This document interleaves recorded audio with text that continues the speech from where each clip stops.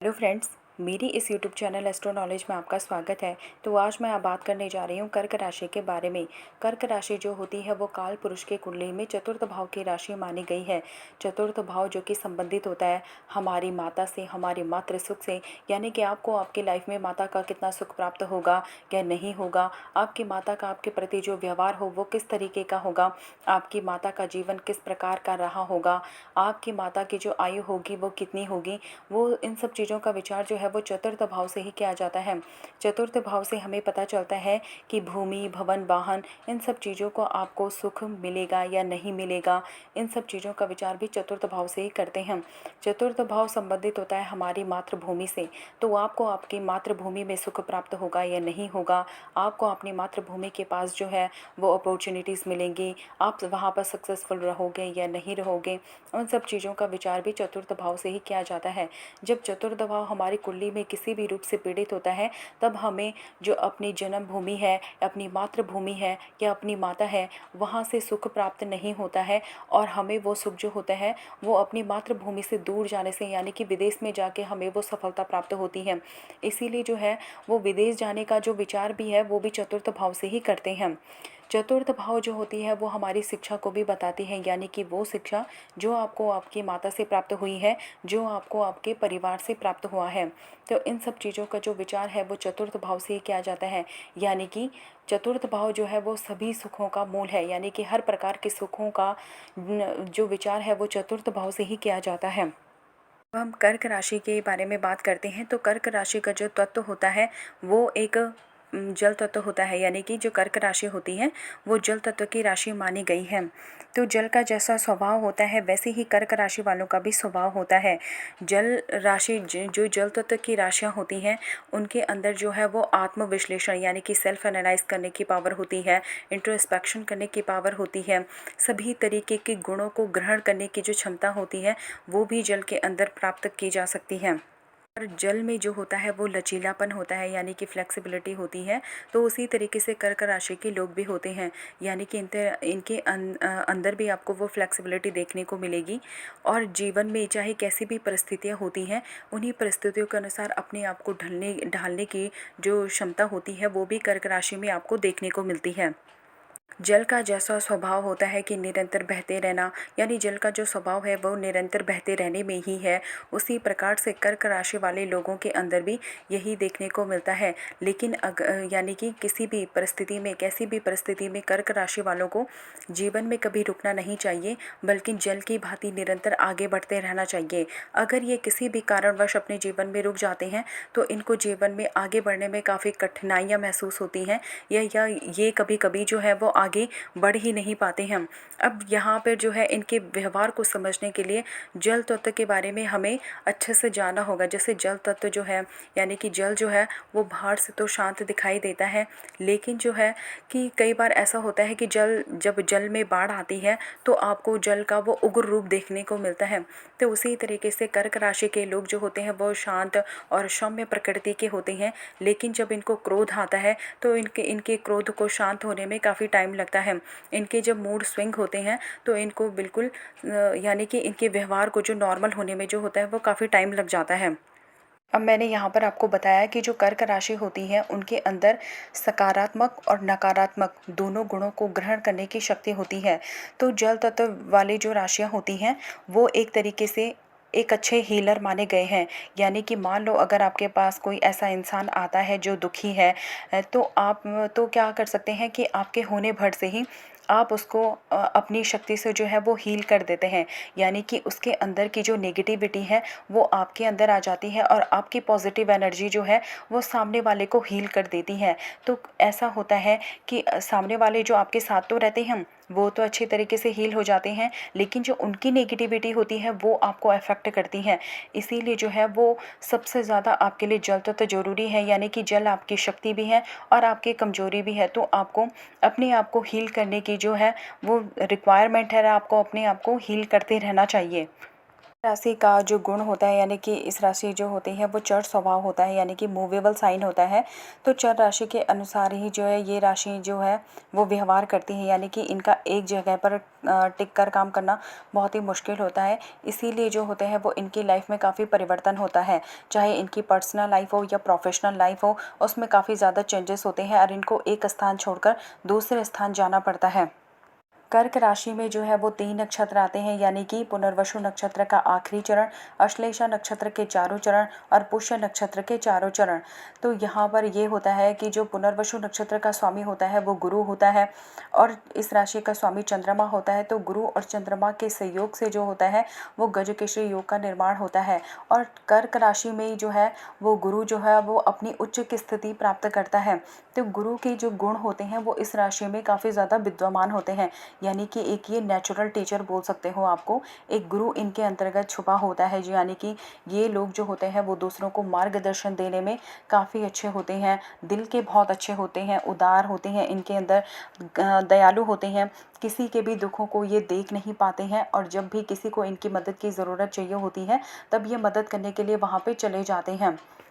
गुरु के अंदर जो होती है वो ज्ञान देने की शक्ति होती है, ज्ञान लेने की शक्ति होती है, मंत्रणा शक्ति होती है। तो ऐसे लोग जो होते हैं काफ़ी अच्छे सलाहकार होते हैं।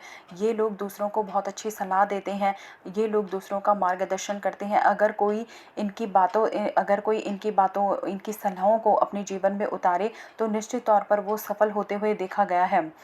अब यहाँ पर जो होता है पुष्य नक्षत्र का जो स्वामी होता है वो शनि होता है और शनि जो होता है वो इनकी लाइफ में बहुत ज़्यादा इम्पॉर्टेंट रोल प्ले करता है। शनि की वजह से जो है इनकी लाइफ में काफ़ी उतार चढ़ाव आते हैं यानी कि जो कर्क राशि वाले लोग होते हैं उनको अपने प्रारंभिक जीवन में काफ़ी ज़्यादा मुसीबतों का सामना करना पड़ता है। इनकी लाइफ में काफ़ी ज़्यादा स्ट्रगल फेस करना पड़ता है। इनकी लाइफ जो होती है वो अच्छी होती है मध्य अवस्था यानी कि इनके लाइफ का जो सेकंड फेस होता है वहाँ पर इनको काफ़ी ज़्यादा ग्रोथ मिलती है, नई अपॉर्चुनिटीज़ मिलती हैं और काफ़ी ज़्यादा इनका जो फिनेंशियल जो भी मतलब कंडीशन होती है वो सेकंड फेज़ में ही इनकी काफ़ी ज़्यादा मजबूत होती हैं। शनि की वजह से जो क्या है कि इनका जो ध्यान होता है वो गूढ़ विद्याओं की तरफ होता है, तंत्र मंत्र हो गया, अध्यात्म हो गया, ऑकल्ट से रिलेटेड फील्ड हो गए, साइंस हो गया, साइंस फिक्शन हो साइंस से रिलेटेड जो भी आविष्कार होते हैं या साइंस से रिलेटेड जो भी चीज़ें होती हैं उनमें इनका काफ़ी ज़्यादा इंटरेस्ट होता है। शनि की वजह से जो है वो टेक्निकल फील्ड में भी काफ़ी ज़्यादा एक्सपर्ट होते हैं और शनि जो होता है इनको ऑकल्ट यानी कि एक अच्छा ज्योतिषी भी बना सकता है और इनको एक अच्छा साइंटिस्ट भी बना सकता है। लेकिन शनि की वजह से क्या होता है कि इनका जो वैवाहिक जीवन होता है वो कभी एकदम अच्छा नहीं माना जाता है। यानी बोलते हैं कि कर्क राशि वालों का जो वैवाहिक जीवन होता है वो थोड़ा मुश्किलों से भरा हुआ माना गया है। शनि की वजह से है इनके जीवन में काफ़ी ज़्यादा उतार चढ़ाव आता है यानी कि जब भी इनकी लाइफ में अगर आप कर्क राशि के हो और कर्क राशि होने के बावजूद आपकी जो है वो कभी शनि की दशा आती है, ये शनि की अंतर्दशा आती है, तो उस टाइम में आपको देखने को मिलेगा कि आपकी लाइफ में काफ़ी ज़्यादा ट्रांसफॉर्मेशन होगा। ये काफ़ी ज़्यादा जो बिग चेंजेस होते हैं वो शनि की दशा में आपको देखने को मिलेगा। सडन चेंजेस हो सकता है यानी कि कई बार आपको लाइफ में बहुत ज़्यादा प्रोग्रेस देखने को मिलती है और कई बार जो होता है वो सडन डाउनफॉल जो होता है वो शनि की दिशा में होता है। गुरु ग्रह जो होता है वो इनको भाग्य का स्वामी भी होता है, तो भाग्य प्रदान करने वाला होता है। अगर अच्छा है, गुरु की स्थिति यहाँ पे अच्छी होती है, गुरु भी यहाँ पर उच्च का होगा।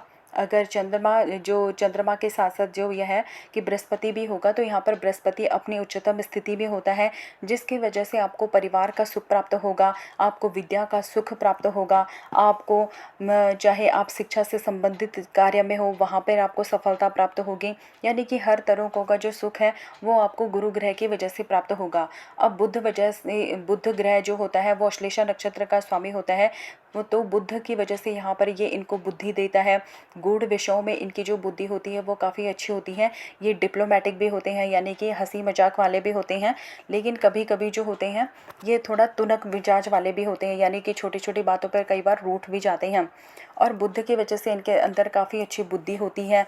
इनकी जो पर्सनैलिटी होती है वो काफ़ी ज़्यादा चार्मिंग होती है और इनकी पूरी पर्सनैलिटी में एक अट्रैक्शन होता है जो सबको अपनी तरफ जो है वो मोहित करता है। कर्क राशि का जो स्वामी होता है वो चंद्रमा होता है। अब चंद्रमा को सबसे पहले हम ये समझते हैं कि जो चंद्रमा होता है वो हमारा जो होता है वो मन का प्रतीक माना जाता है। अब हम जो चंद्रमा होता है वो मन का प्रतीक होता है, तो मन में आप जिस तरीके का विचार भी बोते हो या जिस भी संबंधित आप जिस भी तरह की कल्पना करते हो, तो मन रूपी जो जो मन है तो उसी तरीके का वृक्ष जो है वो बनता जाता है, यानी कि उसी तरीके के जो आपके थॉट्स होते हैं वो आपके बनते जाते हैं। कर्क राशि है वो एक जल तत्व की राशि मानी गई है। तो यहाँ पर जल तत्व राशि वालों के लिए भी चंद्रमा जो होता है वो एक प्रधान ग्रह होता है। तो होता ऐसा है कि हमारी जो बॉडी है वो भी ज़्यादातर, वैसे भी हमारी बॉडी में सबसे ज़्यादा जो होता है वो वाटर एलिमेंट ही होता है। 73% वाटर एलिमेंट ही होता है। तो ये लोग जो होते हैं वो काफ़ी अच्छे मैनिफेस्टर होते हैं, यानी कि अगर इनको अच्छे से पता है तो ये कुछ भी चीज़, अगर ये अपनी लाइफ में कुछ भी प्राप्त करना चाहते हैं तो वो इसको बहुत अच्छी तरीके से बहुत ईजिली प्राप्त कर सकते हैं। अपनी लाइफ में जो भी मैनिफेस्ट करते हैं उसको उतनी ही जल्दी प्राप्त कर भी लेते हैं। चंद्रमा जो होता है वो शांत और सौम्य प्रकृति का ग्रह होता है। तो ऐसे लोग जो होते हैं शांत होते हैं, सौम्य प्रकृति के होते हैं, और लेकिन इनका जो पूरा नेचर होता है वो पूरी तरीके से डिपेंड करता है चंद्रमा के ऊपर। यानी कि जो चंद्रमा होता है जैसे घटता और बढ़ता रहता है, वैसे ही इनका नेचर भी ऐसे ही होता है। यानी कि इनको मूड स्विंग काफ़ी ज़्यादा होते हैं जब चंद्रमा की स्थिति अच्छी होती है, यानी कि जब चंद्रमा बढ़ता है तो उस टाइम पे इनका मूड जो होता है वो काफ़ी अच्छा रहता है। लेकिन जब कृष्ण पक्ष में जब चंद्रमा जो धीरे धीरे घटता जाता है, तब जो है वो इनके जीवन पे भी वैसा ही प्रभाव पड़ता है, इनका जो मूड है वैसे ही बदलता रहता है। इसीलिए जो होते हैं कई बार लोग इनको समझ नहीं पाते हैं, क्योंकि जल तत्व की राशि होने की वजह से और चंद्रमा स्वामी होने की वजह से ये काफ़ी ज़्यादा सेंसिटिव होते हैं, और इनकी भावनाएं जो होती हैं बहुत गहरी होती हैं। यानी कि इनकी भावनाओं को समझना हर किसी के बस की बात नहीं होती है। इनकी भावनाओं को वही समझ पाता है जो इमोशनल हो और इनसे अटैच हो। अब चंद्रमा जो होता है वो हमारी माता का कारक भी होता है और ज्योतिष में एक स्त्री ग्रह भी होता है। तो इनकी लाइफ में जो होती है वो इनकी माता इनके लिए सबसे ज़्यादा महत्वपूर्ण रोल जो है वो प्ले करती है। अपनी माता से काफ़ी ज़्यादा अटैच होते हैं, ये अपने घर से भी उतना ही ज़्यादा अटैच होते हैं। इनको बाहर घूमना पसंद होता है, लेकिन ये अपने घर से ज़्यादा दिनों तक दूर नहीं रह पाते हैं। अब चंद्रमा जो होता है वो चंद्रमा जो होता है वो मन का कारक होता है। तो ऐसे लोग जो होते हैं वो अपने मन के स्वामी होते हैं, यानी कि इनको जो चीज़ अच्छी लगती है ये वही करते हैं। अगर इनको कोई काम करना पसंद नहीं होता है तो ये बिल्कुल नहीं करते हैं। लेकिन इनके अंदर जो होती है वो किसी भी कार्य को करने की जो शक्ति होती है काफ़ी अच्छी होती है। यानी कि इनके अंदर एकाग्रता होती है, किसी भी आत्मविश्लेषण करने का गुण होता है, एकाग्रता होती है, अच्छी बुद्धि होती है। तो अगर ये किसी कार्य को करने की ठान लेते हैं तो उसको पूरा करके ही दम लेते हैं। तो चंद्रमा जो होता है वो एक स्त्री ग्रह होता है, यानी कि इनके अंदर जो होता है वो एक मातृत्व को गुण पाया जाता है। यानी कि ये जो लोग होते हैं काफ़ी नर्चरिंग होते हैं, केयरिंग होते हैं। तो इनके आसपास जो भी लोग होते हैं इनको एकदम ऐसा फील होता है कि यानी कि जैसे ये अपने घर में विराजमान है, अपने घर के लोगों के साथ मिल रहे हैं। इनके अंदर दूसरों से जुड़ने की बहुत अच्छी शक्ति होती है, दूसरों से बहुत जल्दी कनेक्ट हो जाते हैं। अपने आसपास का जो वातावरण है वो इस तरीके से बना लेते हैं जैसे कि कोई इंसान घर में हो। अब चंद्रमा जो होता है वो शीतलता प्रदान करने वाला ग्रह है। तो ऐसे लोग जो होते हैं वो दूसरों को शीतलता प्रदान करते हैं। दूसरों को इनका जो गुण होता है वो नर्चरिंग और केयरिंग करने वाला होता है। तो इसीलिए ऐसे लोग जो होते हैं वो ऐसे लोगों से दूसरे लोग जुड़ना पसंद करते हैं और इनको जनता का पूरा प्यार और सहयोग भी मिलता है। कर्क राशि के जो लोग होते हैं वो बेहद अंतर्मुखी होते हैं, यानी कि इंट्रोवर्ट होते हैं।